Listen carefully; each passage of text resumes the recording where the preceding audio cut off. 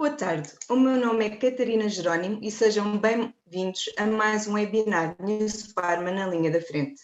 A situação de exceção que vivemos com a pandemia trouxe mudanças profundas no acompanhamento dos doentes com cancro do pulmão. O impacto foi sentido não só em termos de diagnóstico, como também na abordagem terapêutica e no acesso aos melhores cuidados. No momento em que se vive o regresso aos serviços e as unidades de saúde retomam a sua atividade, são muitas as dúvidas e os receios que se colocam da parte dos doentes e dos cuidadores. Conscientes destas questões, a Associação Pulmonal promove este webinar em que vamos procurar responder como será feito o regresso aos melhores cuidados. Para tal, reunimos um painel multidisciplinar com especialistas de diferentes regiões do país, a quem passo a apresentar, agradecendo desde já a presença. Começa assim pela doutora Isabel Magalhães, presidente da Pulmonal e promotora deste webinar, que tem estado ligada à associação desde a sua criação. Muito boa tarde, doutora Isabel Magalhães. Olá, muito boa tarde. Muito boa tarde. Prossigo apresentando a doutora Teresa Almodóvar, pneumologista no PO de Lisboa e presidente do Grupo de Estudos do Cancro de Pulmão. Muito boa tarde, doutora Teresa Almodóvar. Olá, muito boa tarde, Catarina. Obrigada pelo convite. Obrigada eu por estar aqui conosco e de seguida o Dr. Júlio Oliveira, oncologista no IPO do Porto e membro da direção da Sociedade Portuguesa de Oncologia. Muito boa tarde, Dr. Júlio Oliveira, peço desculpa. Boa tarde e obrigado pelo convite e parabéns pela iniciativa. Prosseguimos então com o Dr. Fernando Barata, pneumologista no Centro Hospitalar Universitário de Coimbra. Muito boa tarde, Dr. Fernando Barata. Boa tarde, Catarina. Obrigado pelo convite e é um gosto estar aqui com esta plateia e com estes meus colegas. E, por fim, apresento o professor Dr. Eduardo Carqueja, diretor do Serviço de Psicologia do Centro Hospitalar Universitário de São João. Muito boa tarde, professor Carqueja. Muito obrigado pelo convite e desde já saúdo todos os colegas de painel, neste caso à distância, e cumprimentar as pessoas que irão assistir durante este tempo que estamos juntos. Muito obrigado uma vez mais e felicitar a Pulmonal por esta iniciativa. Muito obrigada, eu agradeço a vossa disponibilidade e participação. Antes de começar, eu quero informar a quem está a assistir que poderá fazer uma pergunta, um comentário ou mesmo lançar uma ideia através da função de chat da nossa plataforma. O que aí nos enviar será colocado no final das intervenções e tentaremos dar resposta ao que nos chegar. Mais informo que o webinar está a ser gravado e ficará disponível nesta plataforma de transmissão após a sua conclusão. E sem mais demoras, eu passo a palavra à doutora Isabel Magalhães, a nossa anfitriã. Faça favor, doutora Isabel Magalhães. Obrigada a todos por estarem aqui conosco. A Pulmonal, enquanto Associação Portuguesa de Luta contra o Cancro de Pulmão, tem acompanhado de perto e com muita preocupação, tal como todos os portugueses, a situação da pandemia Covid-19. Obviamente que a proteção de todos tornou-se indispensável e daí a necessidade de se promover o distanciamento social. Reconhecendo o esforço de todos os profissionais de saúde e toda a reorganização implementada nas unidades de saúde, que realmente todos em conjunto tiveram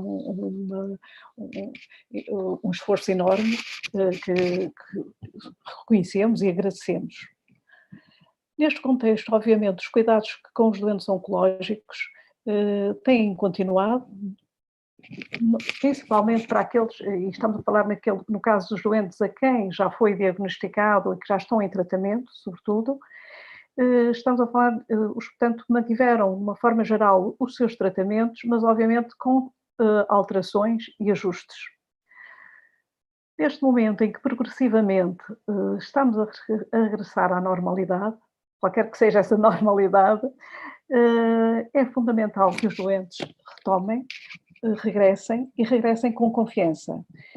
Não atrasem os diagnósticos, não adiem os seus tratamentos, confiem em que vão ser seguidos e vão ter acesso aos cuidados adequados. Muito obrigada, doutora Isabel Magalhães, e de facto para ir ao encontro de algumas das preocupações e dúvidas manifestadas pelos doentes que estão no centro deste webinar. Importa dar a palavra a essas pessoas. Por isso nós recolhemos o testemunho do Marco Amorim, um doente do cancro do pulmão e membro da Pulmonal, que recolhemos, e eu vou passar de seguida, peço assim, só para partilhar convosco, e vamos ouvir o Marco. O meu nome é Marco, tenho 46 anos, sou doente, tenho um cancro de pulmão diagnosticado há 1 ano e 2 meses. Estou a ser acompanhado no Hospital São João desde essa data, desde julho de 2018. Com esta pandemia que surgiu no início do ano, surgiram também aqui logo algumas dúvidas de como é que as coisas poderiam funcionar face a esta preocupação global.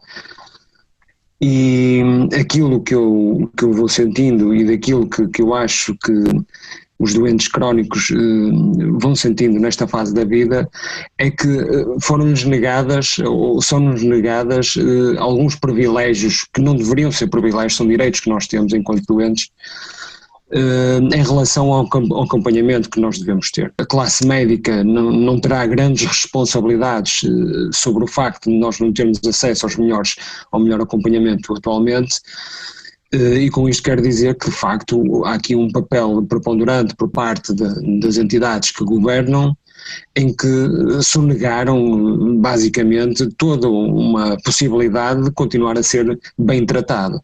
E aqui o bem tratado tem que ser relevado, porque o facto de não ser bem tratado, o desfecho nós podemos saber qual é. E estamos a falar agora aqui mais concretamente nos doentes oncológicos, que infelizmente as taxas de mortalidade continuam ainda muito elevadas.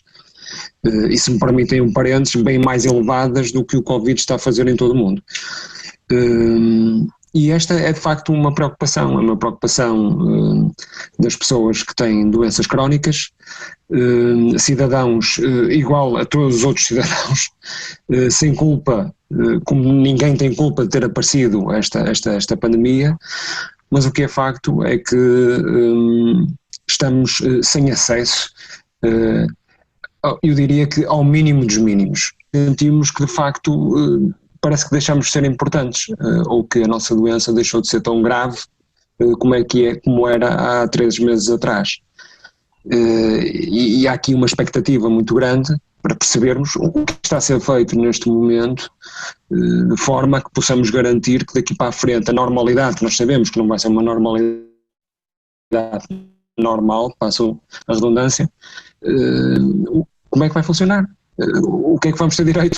Isto para mim é que é, para mim e seguramente para os outros doentes com doenças crónicas, sentem neste momento.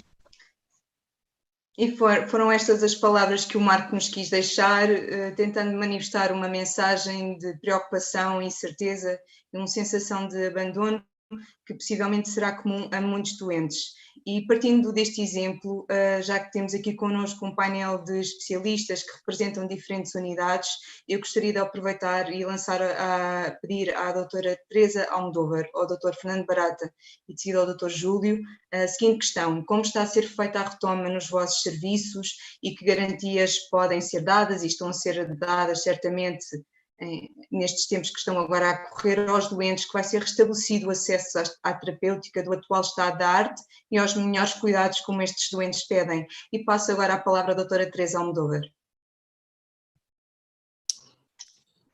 Olá, eu acho que esta declaração, este comentário do Marco foi muito comovente. E levanta-nos o problema de como é que nós podemos lidar com uma situação tão complexa como esta, e às vezes não estaremos talvez a lidar da melhor forma. No meu centro, eu trabalho no IPO de Lisboa, que não foi considerado centro Covid, portanto continuamos a manter as atividades de apoio aos doentes oncológicos. O que nós fizemos foi tentar transformar algumas consultas em consultas não presenciais e interromper algumas atividades que nós achamos que poderiam se esperar pelo fim desta epidemia de Covid. Isso significou que muitas consultas passaram a ser não presenciais, portanto telefónicas, Alguns tratamentos foram suspensos e depois retomados, sobretudo de quimioterapias, radioterapias foram mantidas e houve um problema, como em todos os outros sítios, com as cirurgias, mas que na nossa visão não terá sido um problema que alterou completamente, de uma forma significativa, o apoio ao doente. Em relação à retoma, nós estamos a retomar, agora a indicação que temos do nosso hospital é uma retoma a 100% e estamos a retomar devagarinho, mas uma retoma a 100%. E neste momento já está a funcionar quase a 100%, apenas deixamos para consultas não presenciais os doentes que estão em seguimento. Tivemos também, e temos tido experiências, ou comunicação de experiências iguais às do Marco, ou seja, alguns doentes sentem-se abandonados. É engraçado que aquilo que nós fizemos com o objetivo de proteger as pessoas do Covid, portanto, evitar que elas venham ao hospital e que venham muito tempo ao hospital, e nomeadamente que estejam em transportes públicos, em esperas com muitas outras pessoas, tornou-se uma coisa desagradável para os doentes, o que significa que nós temos que lhes dar não só os melhores cuidados clínicos, que eu acho que no IPO de Lisboa estamos a dar, mas também um grande apoio do ponto de vista psicológico. É uma pena que as coisas estejam assim. Acho que também todas as notícias que vêm na comunicação social podem ter feito com que as pessoas se sintam abandonadas, porque a certa altura dizia-se não venham ao hospital, não venham ao hospital, não venham ao hospital, era para bem das pessoas, mas talvez as pessoas tenham percebido que não era.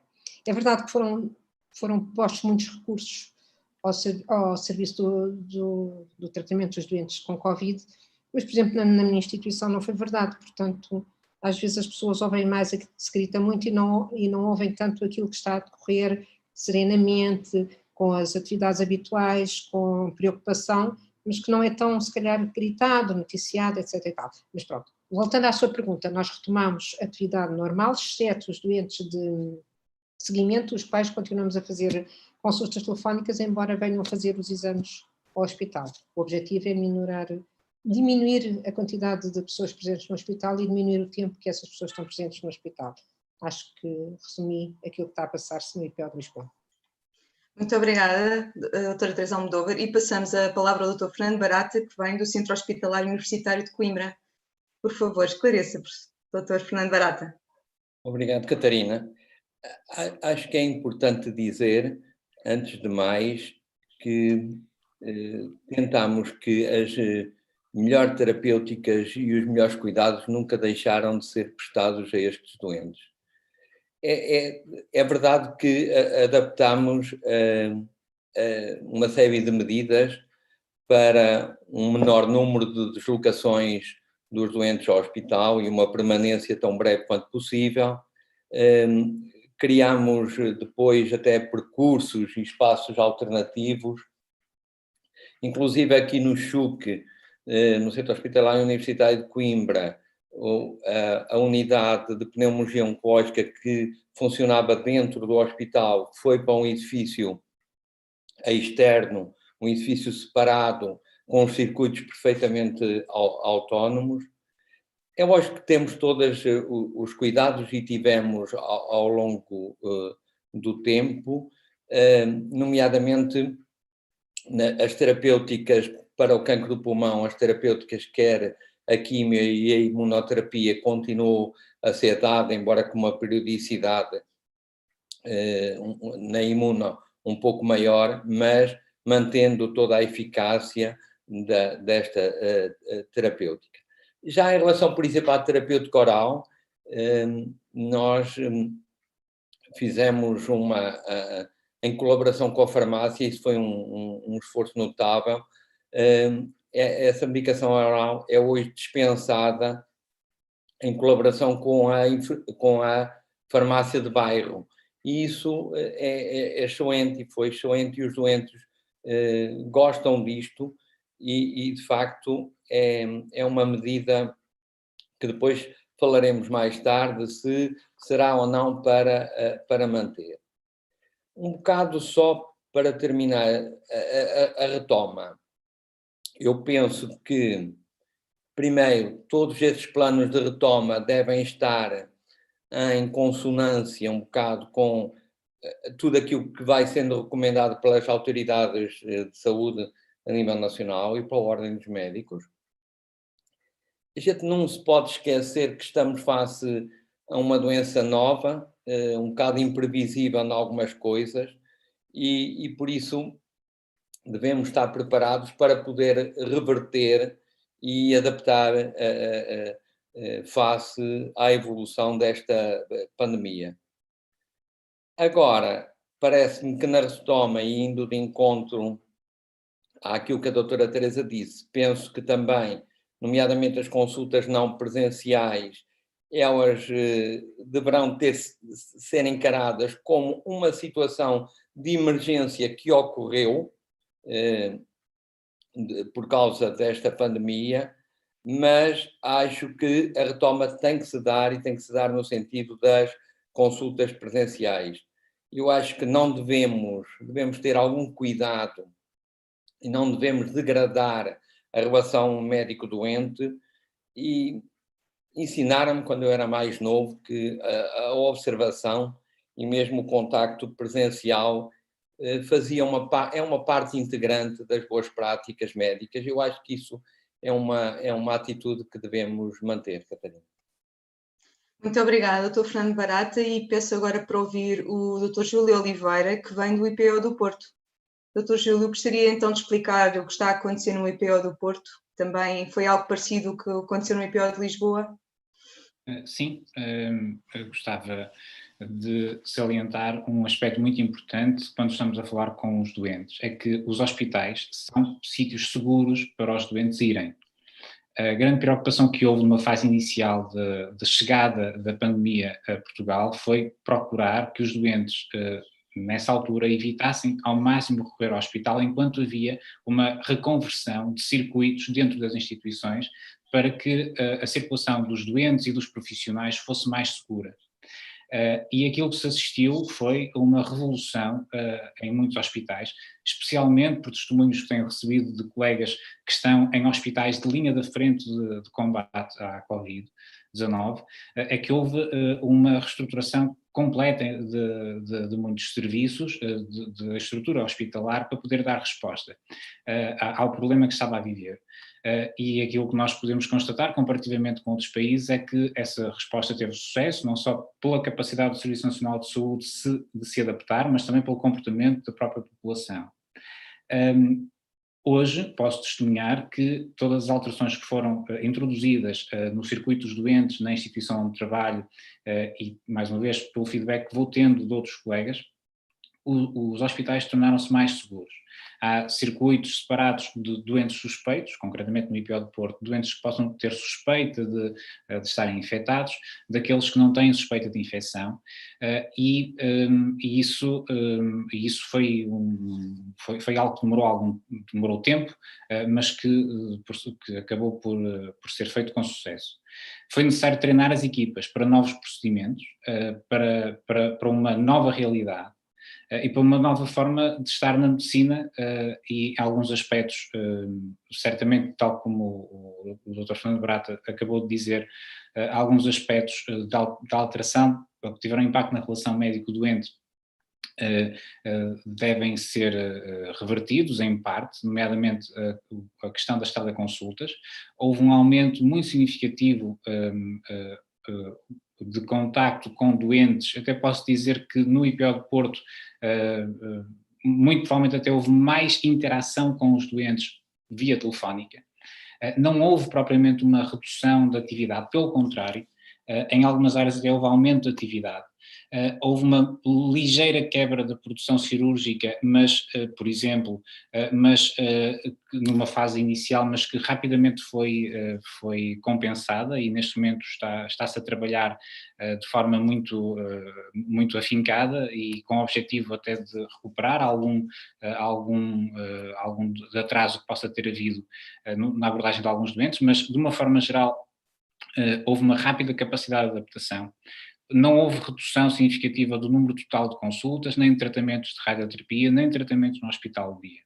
houve algumas alterações nas terapêuticas, e quando falamos no tratamento de cancro de pulmão, houve algumas alterações terapêuticas, mas sem compromisso de eficácia. Por exemplo, a opção por regimes de tratamento que pudessem ser feitos com menos vindas dos doentes à instituição, para reduzir, tal como a doutora Teresa disse, para reduzir o risco de exposição dos doentes em ambiente público, em contacto com outras pessoas que pudessem ser transportadas nos mesmos transportes públicos, e mesmo para reduzir o tempo de espera dentro da instituição. Portanto, houve sim uma transformação dos hospitais num ambiente mais seguro, e há certamente alterações da forma como os doentes passaram a ser seguidos entre diferentes instituições e entre diferentes regiões, porque o impacto do Covid não foi igual no Norte, no Centro e no Sul, e alguns hospitais certamente foram mais afetados. Por exemplo, o Hospital de São João, onde, por aquilo que pude perceber, veio o testemunho do doente, do Sr. Marco.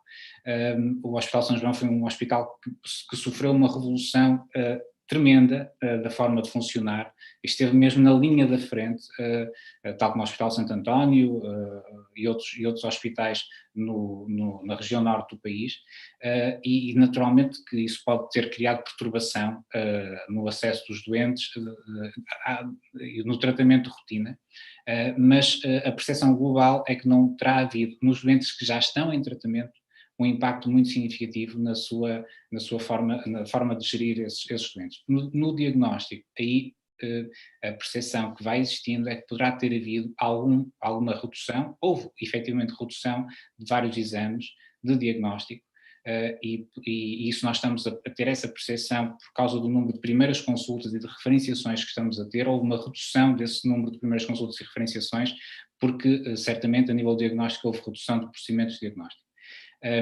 Mas pronto, acho que esta ideia de que os hospitais agora são mais seguros e que os doentes não devem evitar ir aos hospitais quando é mesmo preciso ir, acho que deve ser passada, e o ambiente de tranquilidade que agora se está a voltar a ter nos hospitais, acho que deve também transmitir confiança, e deve ser um fator de confiança para os doentes. Não sei se me continuam a ouvir.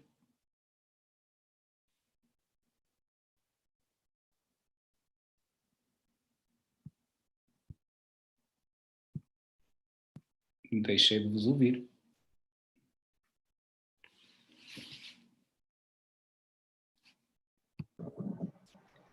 Acho que a Catarina ficou um bocadinho bloqueada, provavelmente. A Catarina ficou bloqueada. Sim.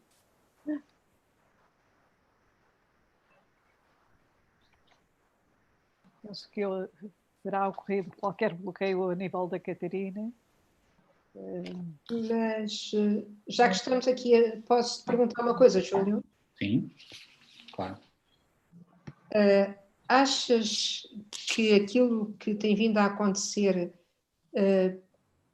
ou seja, a interrupção da atividade no teu IPO foi diferente do meu, mas de qualquer forma, na tua experiência aí para o Norte, é perturbador foi perturbador do objetivo final, que é tratar os doentes com cancro de pulmão?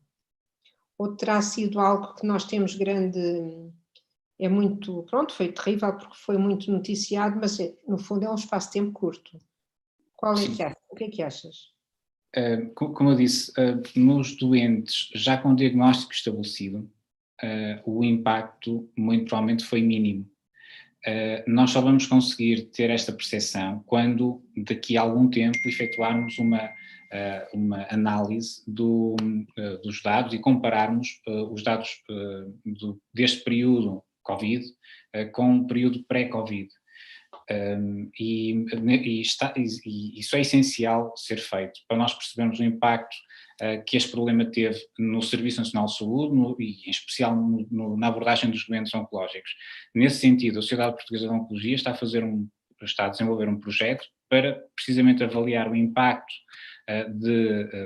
para estudar o impacto da infecção por SARS-CoV-2, portanto Covid-19, nos doentes oncológicos, e uma outra parte, uma fase mais avançada do projeto, pretende perceber até que ponto é que, de uma forma geral, os doentes oncológicos, não só aqueles infectados por Covid-19, mas de uma forma geral todos os doentes oncológicos, como é que sofreram durante este período, que impacto é que terá havido nos resultados, nomeadamente em termos de sobrevivência dos doentes oncológicos. Isto vai ser importante porque, como percebemos, não estamos livres de não só esta doença, esta pandemia, voltar a ter novos picos e criar novas perturbações no sistema de saúde, mas também no futuro poderemos ter outras epidemias e temos de aprender com os problemas e temos de aprender com estas experiências e temos de ver até que ponto é que aquelas coisas que foram introduzidas, que nos criaram muita perturbação aos médicos, aos enfermeiros, aos doentes, que coisas boas é que também aprendemos neste processo e o que é que nós podemos daqui para a frente melhorar. Isso é um processo essencial. Penso que a Catarina já se juntou a nós. Olá, sim, já aqui estou e agora quero passar. Muito obrigada pelo seu testemunho e pelas suas explicações, Dr. Gil Oliveira. Como estava, eu vou aproveitando aqui algumas estados que vocês também nos passaram, que é relativamente a um sentimento que estão a receber também dos doentes, e que vimos aqui no testemunho do Marco, desta sensação de abandono, mas também da questão da informação que tem vindo a ser veiculada e que de facto as pessoas acabam por dar mais importância ou estarem mais ligadas à informação negativa que é comunicada diariamente na comunicação social. E isso vai obviamente agravar o estado de espírito de toda a gente, estando de saúde ou não tão bem de saúde. E por isso eu queria saber aqui a opinião do professor Dr. Eduardo Carqueja, de que maneira é que esta situação em particular está a ter um impacto nos doentes oncológicos, que é uma população já duplamente fragilizada e ao mesmo tempo distanciada agora, por as circunstâncias várias, do seu médico e da sua comunidade. Que ferramentas psicológicas os doentes oncológicos devem procurar em si para, no fundo, evitar ou tentar ser resiliente ou conseguir superar estas situações de perturbação e de ansiedade? Passo-lhe a palavra. Muito obrigado. Desde logo, há aqui uma condição que nós devemos partir dessa condição, que é o que está a acontecer ou o que aconteceu não era um normativo. Ou seja, eu não posso falar do abandono quando comparado com uma condição que é diferente. Aqui eu entendo os sentimentos das pessoas, mas isto seria o abandono se nas mesmas condições o meu médico, o meu enfermeiro, o meu psicólogo não quisesse saber de mim. O que acontece aqui, e eu entendo isto muito bem, porque de facto nós estamos aqui sobre duas dimensões. Uma é a dimensão da crise individual da pessoa, a crise de ter uma doença, a crise de ter tratamentos para fazer, a crise centrada nela, versus uma crise coletiva que chega sem que se tenha sequer conhecimentos para perceber o que é que vai acontecer. E isto tem que se ponderar entre o major ou o individual. É evidente que cada pessoa vale por si e isto tem que ser tido em conta, mas perante uma condição de pandemia, que foi isso que ficou decretado, tínhamos que normalmente há que alocar recursos a estas dimensões. E daí, isto para fazer aqui uma pequena introdução, que é, naturalmente eu não posso comparar como se estivesse numa condição idêntica à anterior, porque isto cria de facto logo um desnível e cria aqui situações de ansiedade e descontrole. O que acontece é que, de facto, há aqui uma situação nova para todos. Naturalmente as pessoas, o primeiro passo para diminuir esta ansiedade que decorre da condição é eu dizer, ok, o que está a acontecer é uma situação nova, da qual está a tocar a todos. E a mim toca-me particularmente porque eu tenho um cancro e tenho esta doença. Sem dúvida, mas ao mesmo tempo eu tenho que normalizar, por exemplo, a dificuldade que é comum a todos não saber o que é que vai acontecer a seguir. E há bocadinho o Dr. Júlio falava, nomeadamente, de hospitais que tiveram que se reorganizar, e eu posso-vos dizer, eu que trabalho no Hospital São João, assisti desde o primeiro dia às transformações que foram feitas, ao que era possível ser feito, num volume tremendo de trabalho, e deixem-me também vos dizer que, nomeadamente no serviço de oncologia, houve uma série de médicos que foram infectados e desde logo ficaram em quarentena. Houve um número bastante significativo de colegas médicos que não estavam disponíveis para poderem, naturalmente, colaborar naquilo que era a sua prática clínica. O importante é eu perceber isto na minha função mais psicológica de algo que é transitório e não como uma coisa definitiva da minha vida. Porque se eu tomo isto como definitivo, nada do que vai acontecer pode ser mudado. Então eu definitivamente vou viver sempre neste abandono que o Marco falava. Nós temos que encarar isto, de facto, numa dimensão de transitoriedade. É que decorre de uma crise coletiva e que afeta, de facto, a crise individual de cada um de nós. Mas como é que nós podíamos atender? Reparem, deixávamos todos os percursos como estavam? Não. Neste momento, e reforço, porque eu acho que é importante reforçar sempre isto, o hospital, neste momento, é o lugar mais seguro para os doentes irem. Posso-vos dar o exemplo do Centro Hospitalar São João, em que os doentes, mesmo na sala de espera, têm o distanciamento necessário.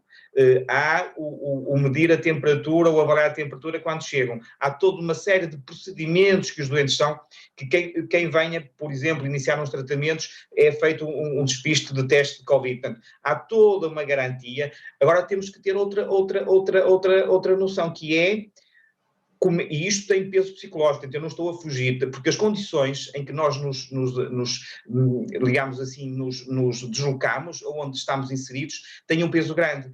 Era muito vulgar nós vermos a sala de espera da oncologia do Centro Hospitalar São João sobrecarregada, esgotando as cadeiras, pondo pessoas, inclusivamente, na escadaria à espera para serem chamadas, coisa que isto hoje é impensável. Hoje é exatamente o oposto, tem que haver distanciamento. Naturalmente a retoma, é uma retoma que está a ser um esforço tremendo para todos, naturalmente para os doentes, mas é uma retoma, ela mesma também mais condicionada exatamente por isto, porque tem que haver aqui estes cuidados todos, porque, reparem, o volume é muito maior. Nós, por exemplo, para vos dar este exemplo, no nosso serviço de psicologia, estamos a converter muitas consultas subsequentes em primeiras consultas, refazendo o agendamento, porque de facto temos que ter um intervalo entre consultas que possibilite que a pessoa seja atendida sem riscos. Ao mesmo tempo estamos a fazer, quando o doente vem à oncologia, por exemplo, ou vem fazer um tratamento ou vem uma consulta médica, nós para esse dia também marcamos a nossa consulta para não haver outra vinda ao hospital. Portanto, eu queria deixar isto, que as pessoas têm que, no fundo, ir interiorizando em si que vivemos uma crise coletiva versus a crise individual, que é muito importante, não descurando, no mínimo, aquilo que é o sofrimento de cada pessoa, como é evidente. Muito obrigada pela forma como nos explicou e dar-nos a entender, possivelmente aos doentes que simplesmente ficaram em casa, o que estava a acontecer depois dentro de portas dos hospitais, nomeadamente o Hospital de São João. Como falámos aqui, foi bastante afetado. E agora eu retomo ao Dr. Fernando Barata, que inclusivamente, como já explicou aqui quando lhe fiz a primeira pergunta, como é que estavam, e falou como tinham sido reajustados o serviço no Centro Hospitalar de Coimbra, eu queria lhe perguntar, neste período em que fez os necessários ajustes e adaptação de acompanhamento e tratamento dos doentes, queria saber qual foi a sua percentagem de doentes cujo seguimento foi necessário ser ajustado e como é que se processou esta necessidade de empoderar o doente para uma maior autogestão da sua doença, da sua terapêutica, já que passou a se fazer a terapêutica em casa, e comentar é que faz a articulação que foi necessário fazer entre as equipas, a farmácia hospitalar, a farmácia comunitária e o próprio doente. Dr. Fernando Barata, queria que nos contasse como tudo isto se processou e, eventualmente, o que é que pode ficar para um modelo e passar a ser utilizado em determinadas circunstâncias.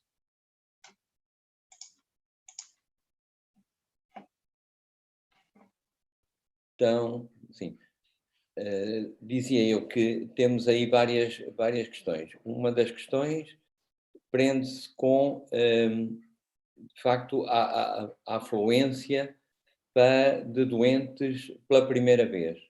E nós fomos avaliar em relação ao mês de abril e agora até 15 de maio, e há uma diminuição de cerca de 50% de novos doentes que não recebemos.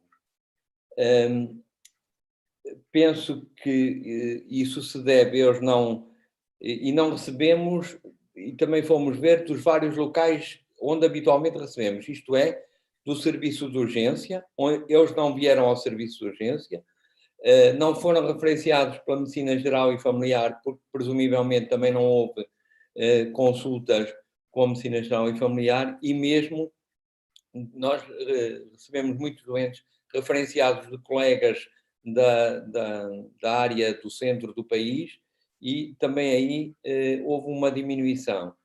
A explicação, penso que se deve a que muitos desses colegas, nomeadamente da pneumologia e outros, também da medicina geral e familiar, estiveram envolvidos no combate à pandemia. Houve uma diminuição em alguns hospitais, e nós sabemos isso, do número de técnicas que nos levam ao diagnóstico. E, de facto, esperamos para os próximos tempos que hajam esses doentes irão aparecer.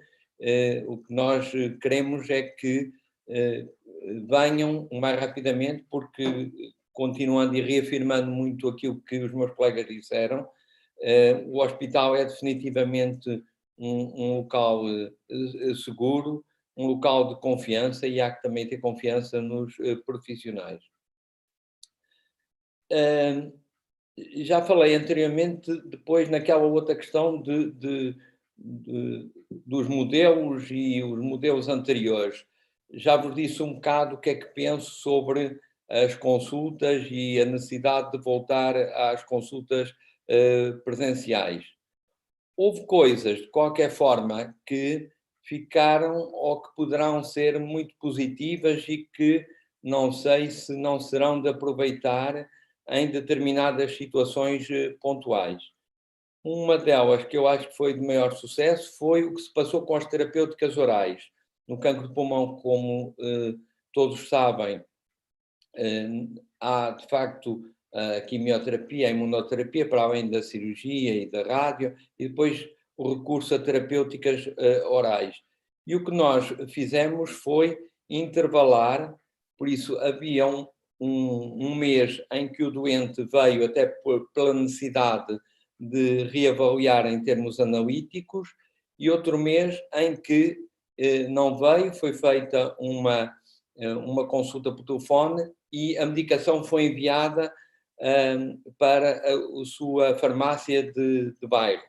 Isto foi uma medida em articulação com a farmácia do CHUC que resultou plenamente, que os doentes aderiram, que os doentes gostam, e que agora mesmo naqueles que vêm, eles me dizem: até eu espero que depois envie a medicação para a farmácia do meu bairro. E por isso, se houve determinadas medidas que tivemos que adaptar nesse tempo de pandemia e que têm que ser revertidas, há outras que devemos pensar se definitivamente não poderão ser mantidas com alguns ajustamentos. Penso que respondi, Catarina, não sei se me perguntou mais alguma coisa. Muito obrigada tem que ser uma respostas sucintas e dada o curto tempo. Muito obrigada pelo seu esclarecimento. Também, se houver alguma questão mais específica que quem nos está a ver queira fazer, por favor, colabore e mande a sua pergunta, que colocaremos aqui aos especialistas. Portanto, estejam à vontade para participar. Eu assim avanço e queria também saber, então, doutora Isabel Magalhães, do ponto de vista das associações, pergunto-lhe qual é o posicionamento da Pulmonal para, no fundo, equipar o doente, para capacitá-lo, o doente, na sua gestão da sua própria doença, como aqui foi necessário neste período de viragem, de forma assim a garantir o seu direito aos melhores cuidados. Diga-nos, por favor. Obrigada. Olha, é uma boa questão.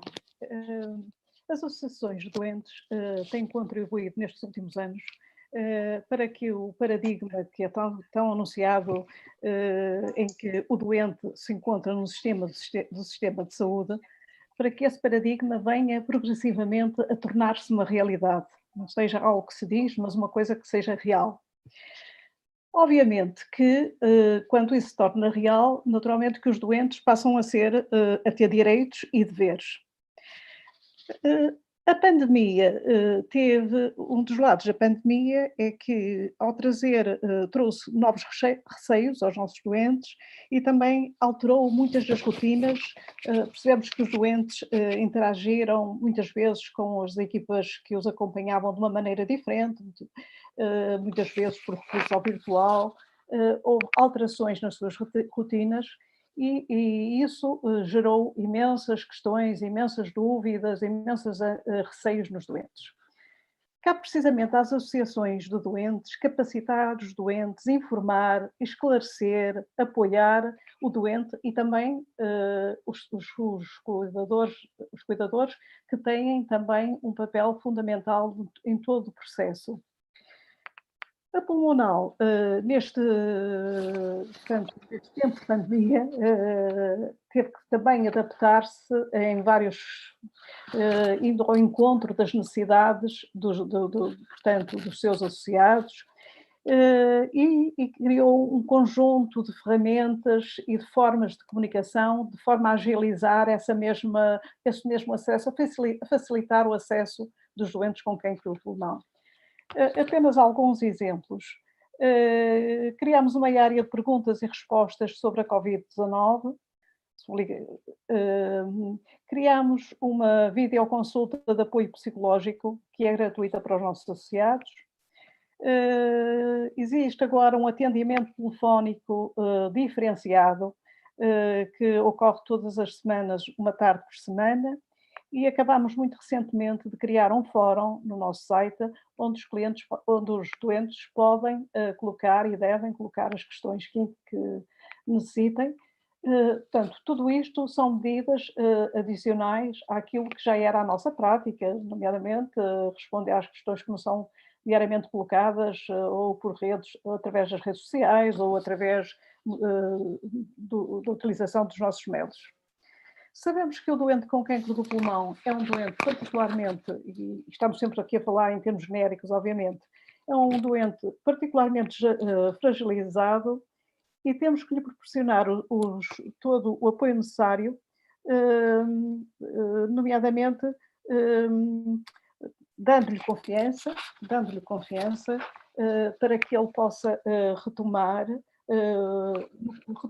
aqui mais, portanto, e em linha exatamente com o que tem sido dito nas intervenções anteriores, fazer a retoma do diagnóstico, portanto, no caso em que esse diagnóstico foi adiado, e todos nós sabemos qual é a importância do diagnóstico atempado no caso do cancro do pulmão.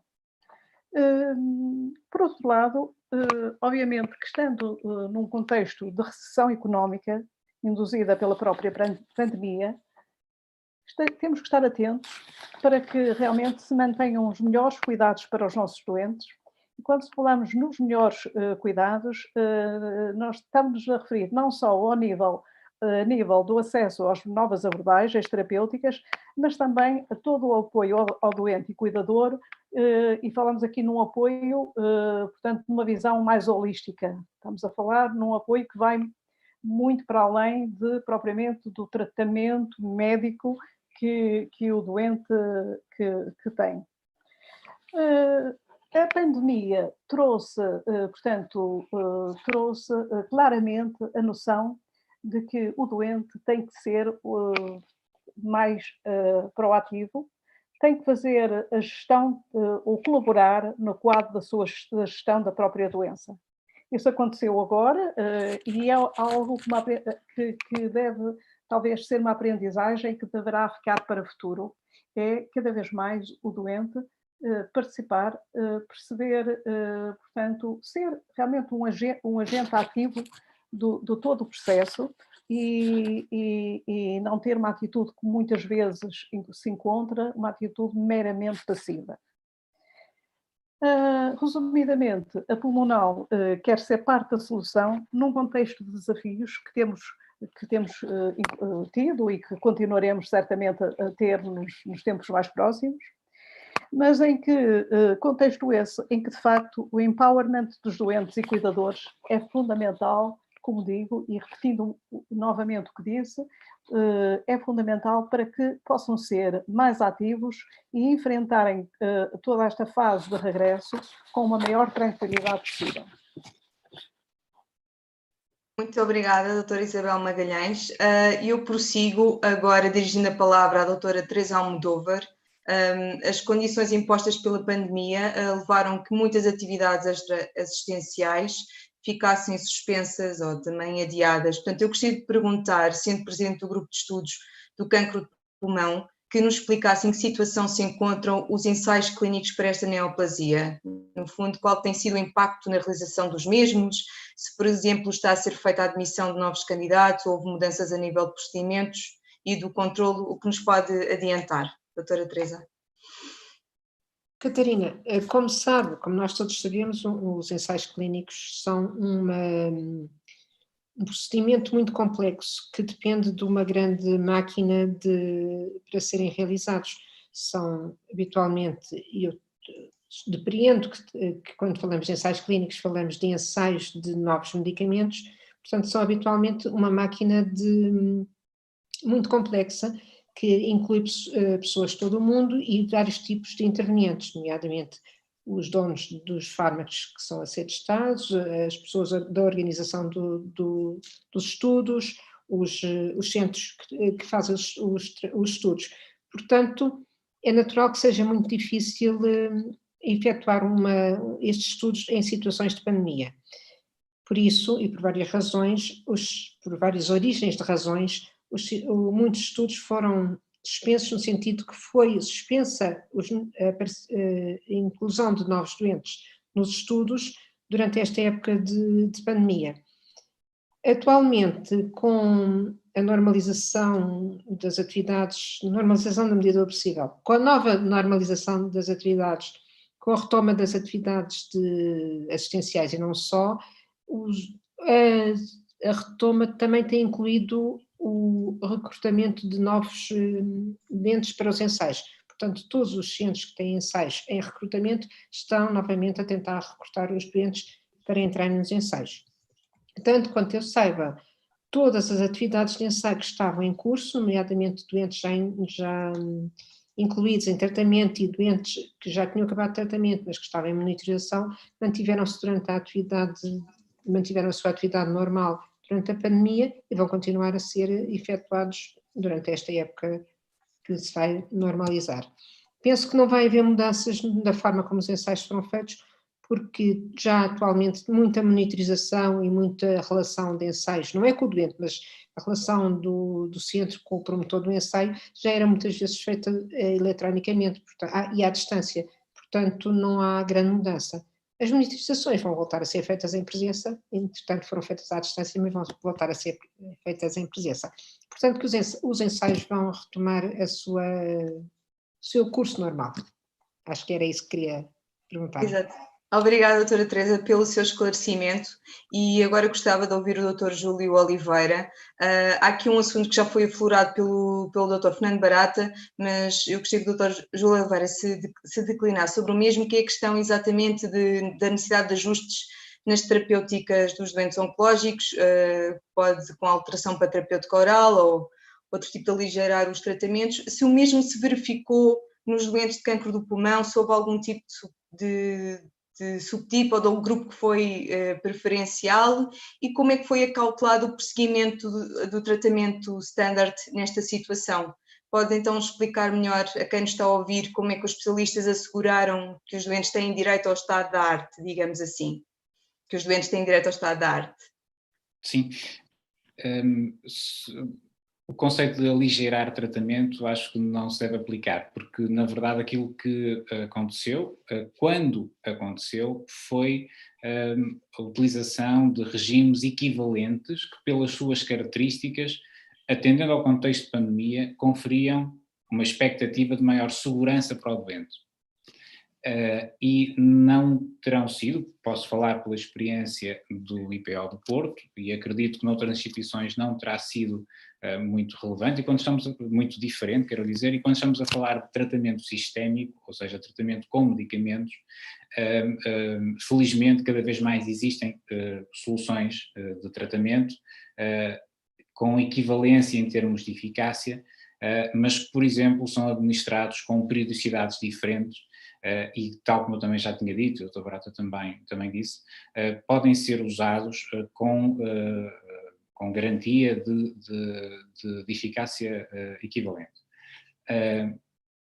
Reduzindo, por exemplo, com o objetivo, por exemplo, reduzir as vindas de doentes à instituição, ou, por exemplo, fazendo tratamentos ou fazendo terapias de suporte que reduzam o risco, por exemplo, doentes a fazer quimioterapia, que possa provocar uma redução maior das defesas. Podemos também, em certos casos, dar medicamentos que reduzem o risco de complicações com infecções, por exemplo. Mas, de uma forma geral, não terá havido esse tipo de compromisso. Mais uma vez, em relação à experiência do IPO de Porto, o número de cirurgias não teve uma redução significativa, houve um período de diminuição de atividade, mas que rapidamente voltou a ser retomada, a atividade normal, ou quase normal. Em relação à radioterapia, também de forma semelhante. Uma coisa importante que foi introduzida e que de certa forma foi algo arrojada da forma como foi introduzida, que foi o rastreio do SARS-CoV-2, portanto do vírus que provoca a doença Covid-19, nos doentes que vão ser submetidos a cirurgia, que vão ser submetidos a radioterapia ou que vão ser submetidos a quimioterapia, com risco aumentado de redução das defesas. Isso permitiu-nos, até ao momento, já identificar alguns doentes que não tinham sintomas e que estavam infectados, e que se fizessem o tratamento ou fossem operados, punham em risco a sua própria vida, não é? E também em risco a vida dos próprios profissionais de saúde que iriam cuidar deles. E isso é um aspecto importante. Nós só podemos tratar os doentes se os médicos, enfermeiros e todo o pessoal também estiver protegido. Mas, acima de tudo, a introdução do rastreio foi no sentido de reduzir a exposição a risco adicional por parte dos doentes. Isso é um aspecto importante e que até está a ser, foi uma diretiva da Direção-Geral de Saúde e que está a ser replicado noutros países. Nem todos os doentes estão a fazer rastreio. Por exemplo, doentes com cancro de pulmão, nem todos fazem o rastreio para o Covid-19, mas aqueles que têm indicação de o fazer são os que vão ser submetidos a tratamentos que, por exemplo, reduzam, como eu disse, de forma significativa as defesas. Por exemplo, doentes que vão fazer imunoterapia, não estamos neste momento a fazer o rastreio sistemático, a não ser que tenham sintomas, aí tem indicação, não é de fazer rastreio, mas de fazer o teste de diagnóstico para saber se estão ou não infectados. E esse foi um aspecto importante, um aspecto que obrigou, foi um dos aspectos que obrigou a uma reformulação maior, porque, para terem ideia, estamos a falar de centenas de testes que têm de ser feitos diariamente, para podermos cobrir todos os doentes que estão em risco adicional. Esse é um aspecto importante. E de forma a garantir o acesso aos medicamentos é importante, e às melhores práticas clínicas, é importante também salvaguardar a segurança. Um dos aspectos que deve ser mais desenvolvido daqui para a frente, e é uma das experiências positivas, que não pode ser sobreutilizada, deve ser utilizada com critérios, e era importante também definir esses critérios, é a questão das teleconsultas, ou seja, do acompanhamento médico à distância, que deve ser feito numa certa dose, não sistematizar sem critério. No entanto, isso permitiu-nos, por exemplo, em alguns casos, monitorizar de forma próxima aquilo que estava a acontecer com os doentes, por telefone, por vezes até recorrendo a videochamada, ou por exemplo, algumas toxicidades cutâneas, até podemos verificar se estavam a agravar ou se estavam a melhorar mediante a troca de imagens que os doentes tiravam, mas há aqui a necessidade de introduzir melhorias do ponto de vista tecnológico, e também um outro problema é que, como sabemos, o cancro do pulmão afeta particularmente doentes mais idosos, não exclusivamente, mas afeta particularmente uma faixa etária mais elevada, em que a iliteracia digital é um problema. Cada vez menor, felizmente, mas continua a ser um problema. Portanto, a questão das teleconsultas, consultas ou videoconsultas podem até ser muito importantes e podem dar mais conforto ao doente, mais segurança, desde que devidamente definidos os critérios para tal, mas também é preciso introduzir aqui um processo de aprendizagem, de capacitação dos doentes, e também uma componente tecnológica que nos dias de hoje será a parte mais fácil, a parte da tecnologia. A questão da capacitação dos doentes poderá ser um problema um pouco maior. Os cuidados no domicílio também são algo que devemos procurar incrementar. O Dr. Barata fez referência a uma experiência muito positiva, e na questão da distribuição da medicação aos doentes. Alguns ensaios clínicos, até alguns promotores, previam durante este período e prevêem que os medicamentos possam ser distribuídos aos doentes por empresas de distribuição, desde que devidamente certificadas e devidamente regulamentado. Isso também pode dar mais conforto e segurança aos doentes, em contexto de pandemia e não só. São alguns exemplos que acho que vale a pena salientar, e de uma forma geral, doentes após o diagnóstico, durante este período, que já tinham o diagnóstico, não terão sofrido um impacto muito significativo.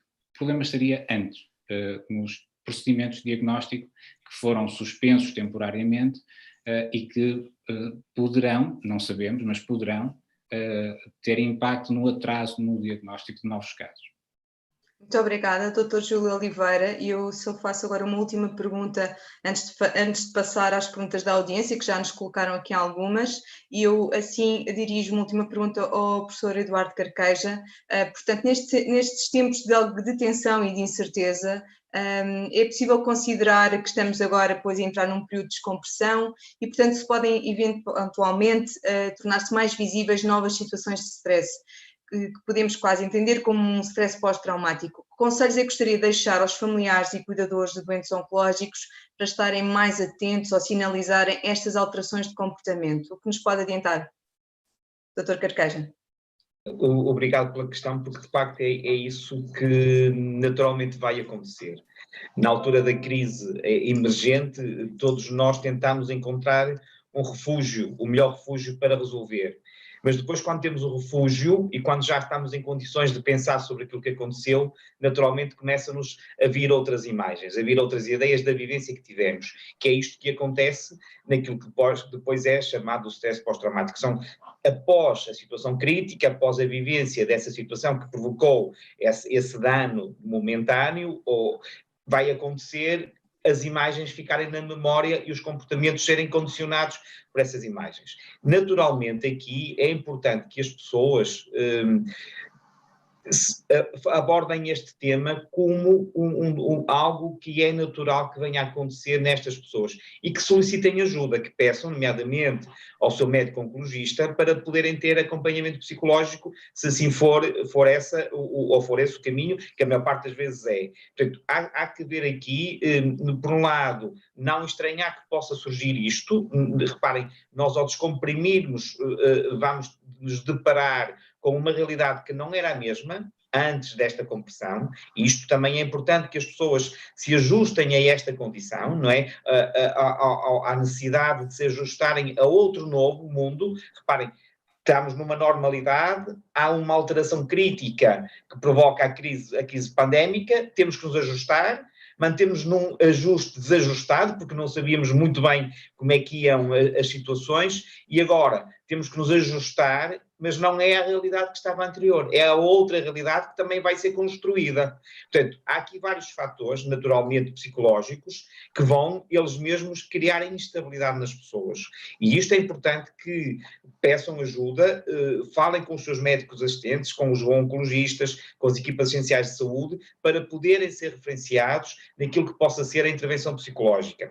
Posso dizer que as nossas colegas que trabalham na área da oncologia continuaram, neste período, a fazerem telefonemas, a fazerem videochamadas para os seus doentes. Portanto, aqui não houve um interrompimento deste seguimento. Naturalmente, não eram aquelas intervenções que as pessoas estavam habituadas e que fazem sentido acontecer na relação entre psicólogo e doente, mas foi aqui um suporte que muitas das vezes as psicólogas serviam de intermediárias, digamos assim, para problemas que os doentes colocavam e que naturalmente estava a ser mais difícil o acesso, e era compreensível aos clínicos, e aqui as colegas serviam de intermediárias. Portanto, é importante que as pessoas não tenham receio de pedir ajuda para que possam beneficiar daquilo que é naturalmente, eu nem quero dizer que é um direito, eu acho que é inerente à condição humana, nestas condições, de ter apoio psicológico. É fundamental que isso seja solicitado,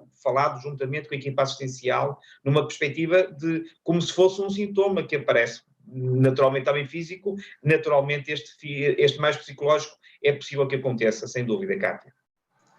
Muito obrigada, professor Eduardo Carqueja. Aqui fica então o reto para os doentes procurarem a ajuda e assim eu passo a palavra então às pessoas que nos estão a assistir e colocarei aqui ao nosso painel algumas questões, não é possível cobrir todas. No entanto, surge aqui uma, e pelo facto de termos representantes de 3 instituições com modos diferentes, mas surge aqui uma que talvez valha a pena esclarecer, que é o seguinte: há quem pergunte, para o doente com cancro do pulmão, há alguma vantagem em ser tratado numa instituição livre de Covid, por exemplo, IPO, ou noutra instituição? Faz sentido mudar de instituição para ter acesso aos melhores cuidados? Eu gostaria de saber, Dr. Fernando Barata, se um doente seu lhe colocasse essa questão, porque de facto o doutor não pertence a um IPO, mas se é o Centro Hospitalar de Coimbra, o que é que lhe responderia? Se ele ponderasse. Eu disse na minha primeira intervenção que, de facto, o CHUC e o seu Conselho de Administração decidiu que toda a área oncológica, que é nomeadamente também a pneumologia oncológica, saiu do bloco central, onde, nomeadamente o Hospital Geral, que é um hospital que trata e que tem quer em intensivos, quer em enfermaria doentes Covid, e arranjou um edifício completamente à parte, onde decorre com circuitos autónomos, com estacionamento, tudo completamente de forma autónoma em relação a esse bloco central. Por isso, para os doentes, continua a ser muito seguro. Penso que também, do que sei de outros hospitais na Zona Centro, foram criados circuitos perfeitamente separados e autónomos, pelo que penso que os doentes poderão continuar a ser tratados no seu local habitual e a ter confiança, quer na estrutura hospitalar, quer na equipa de profissionais.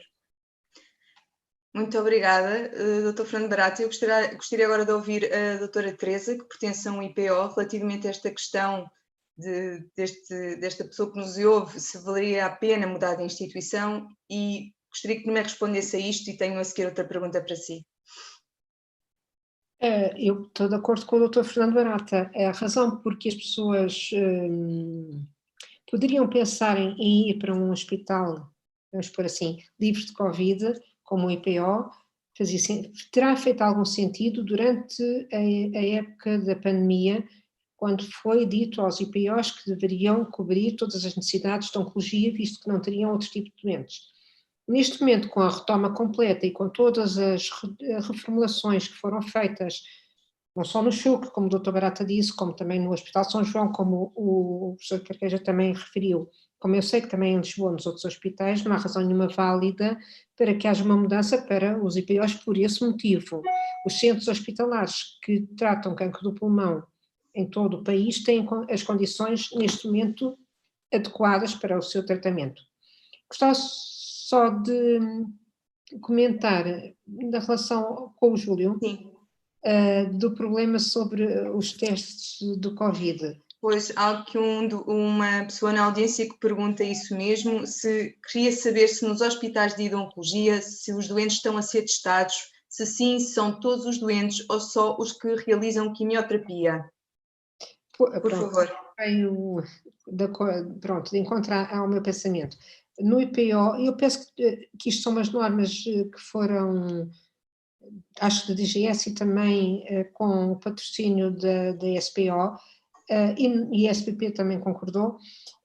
A ideia é que as pessoas sejam testadas quando fazem quimioterapia. Quando fazem imunoterapia ou terapêuticas-alvo não faz sentido, como é óbvio, e na radioterapia também tem uma indicação para serem testadas regularmente. Há sai um bocadinho deste âmbito, mas, no entanto, eu gostava de falar dele até porque tem muito a ver com o serviço onde eu trabalho. É necessário testar as pessoas para fazerem não só cirurgias, mas todos os procedimentos geradores de aerossóis. E isto aqui tem uma grande implicação no diagnóstico de cancro do pulmão. Tanto o diagnóstico como o tratamento passam por efetuar broncoscopias, que são dos procedimentos geradores de aerossóis. Esses doentes são testados. E é verdade que aí tem sido uma área em que está a ser, que deu grande trabalho dentro dos hospitais. Todos os centros de pneumologia que fazem estes diagnósticos, estes procedimentos, tiveram que se adaptar para poder fazer os exames só a pessoas que têm Covid negativo, penso eu, e mesmo esses para ter todos os cuidados necessários para que não haja contaminação do pessoal. É uma área que deu muito trabalho, mas que teve alguns problemas, mas que neste momento tem uma retoma completa. Era só para essa nota. Muito obrigada. Doutor Júlio Oliveira, quer acrescentar alguma coisa ou posso prosseguir aqui para uma última pergunta? Pode prosseguir.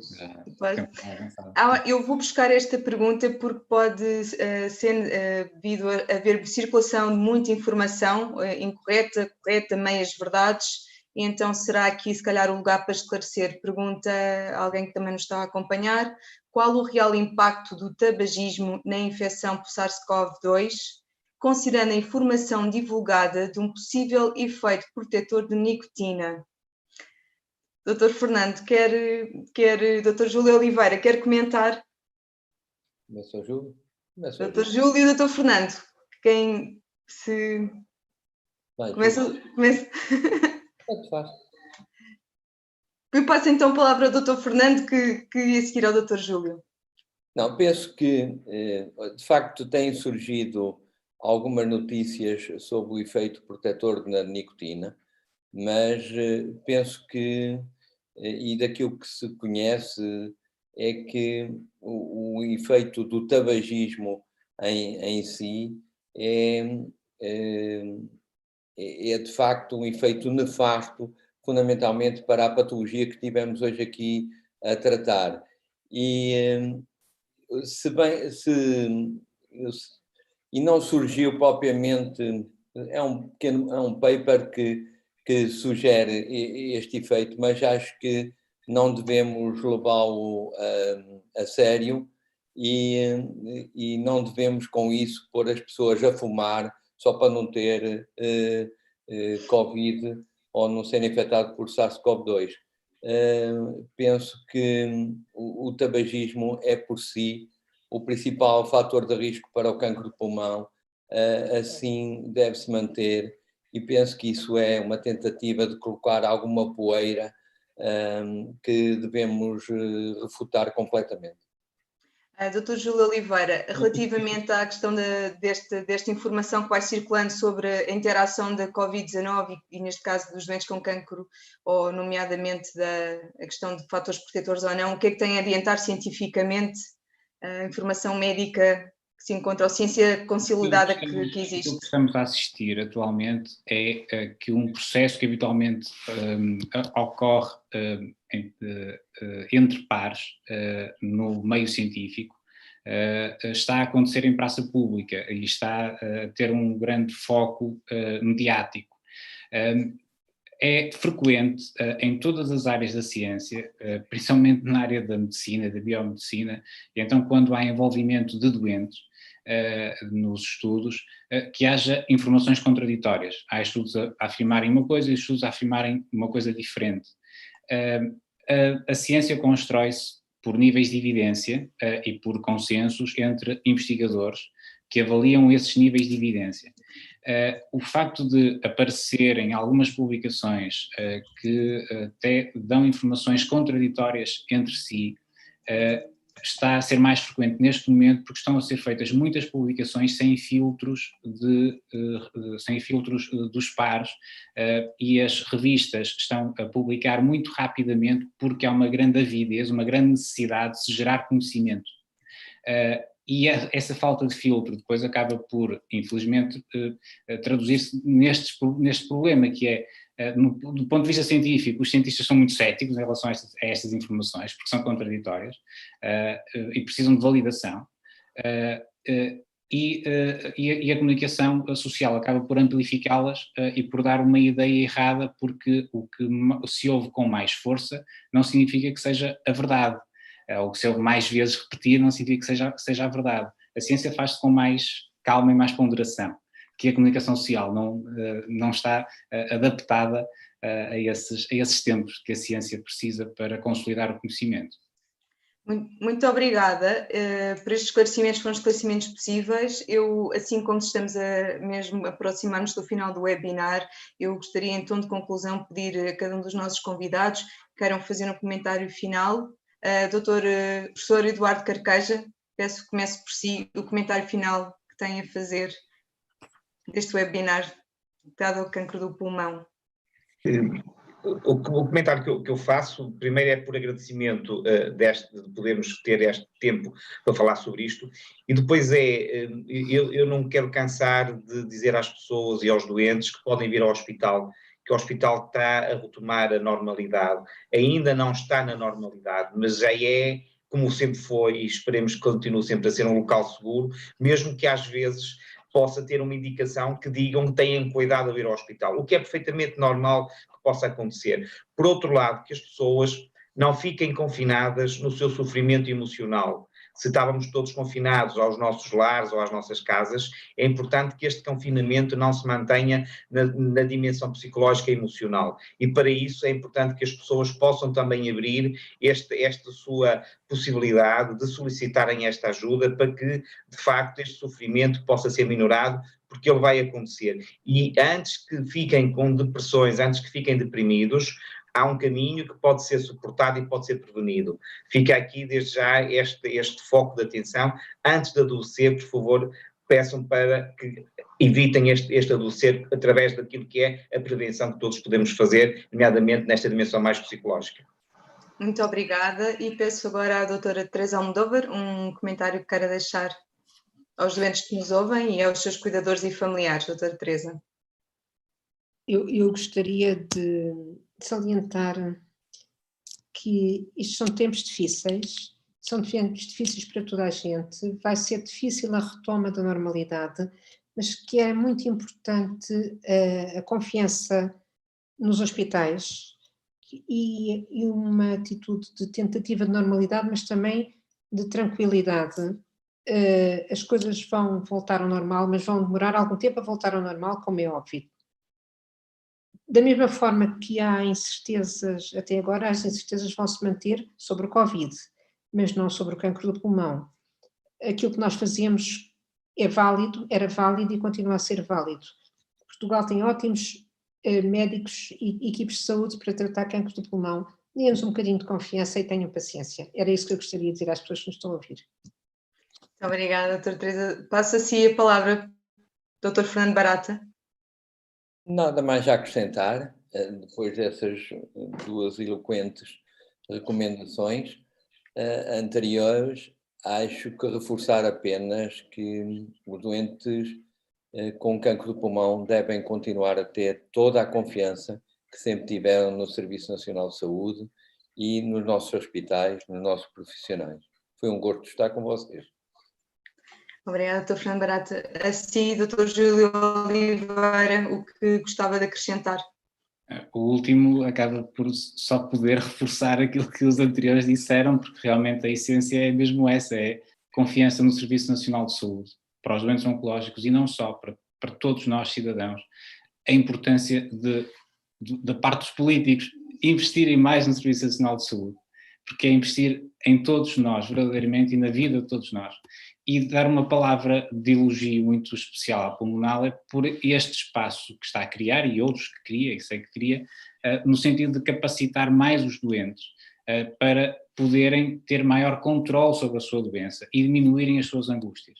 E contribuir também para a sua saúde global, não só física, no combate à doença, porque nós estamos a combater em duas frentes, a pandemia e estamos a combater o cancro, e, acima de tudo, dar-lhes mais confiança e promover também a sua saúde mental, que é muito importante nos dias de hoje. Obrigado pela oportunidade. Muito obrigada. Então passo a última palavra à doutora Isabel Magalhães, a promotora deste webinar. É seu ecrã, doutora Isabel, por favor. Obrigada.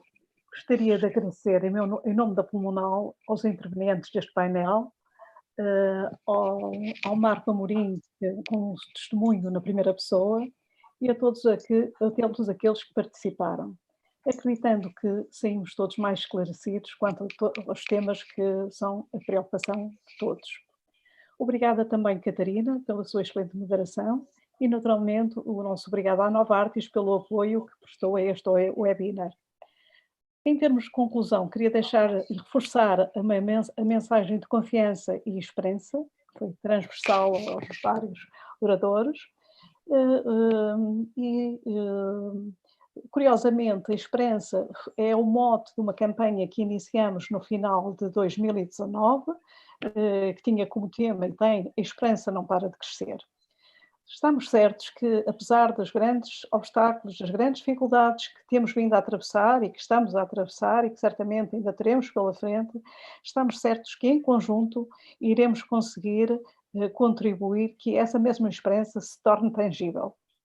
Obrigada a todos e contem com a Pulmonal.